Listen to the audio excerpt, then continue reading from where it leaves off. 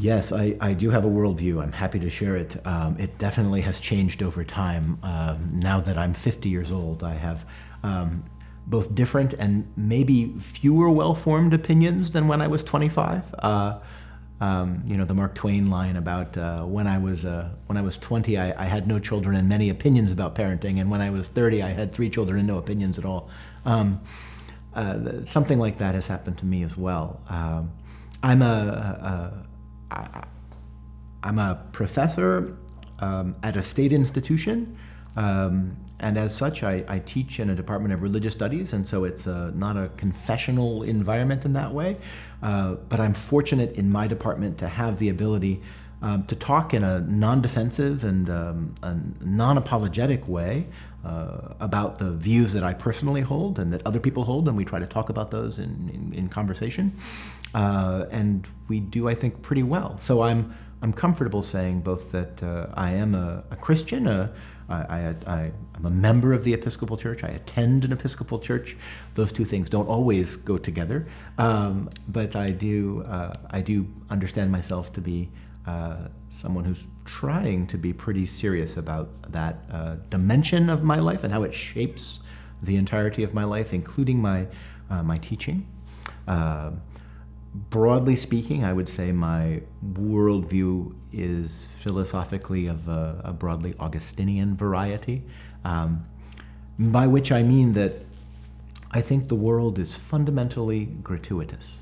I think that everything we have didn't need to be here at all, and that part of what we are called to do is see and experience in a deep affective way, not just mentally or propositionally, but in our hearts, experience the incredible gift that everything and every person and every moment is in this life. And then, because I'm an Augustinian as well, you have to emphasize, of course, the fact that another thing we have to do is register the many ways we fail at doing that all the time. Augustine did not invent the doctrine of original sin, but he has become famous as one of the most persuasive articulators of that picture. And so I simultaneously subscribe to a picture of the world as fundamentally one marked by a deep gratuity and excess of everything about it, but also through an Augustinian picture of the flawed character of humans.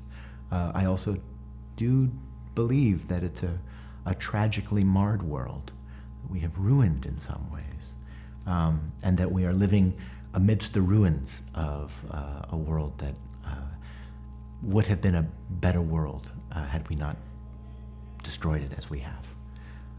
I don't think that drives me to despair. I do think there's a poignant kind of hope that I feel, and the narrative of the story of the people Israel, the life, death, and resurrection of Jesus, for me, and then the continued story of the many ways that we have tried to, in the diverse Christian churches, tried to follow out the life of Jesus and the mission that Jesus gave the community, is to me still a pretty decisive way of talking about how the world hangs together.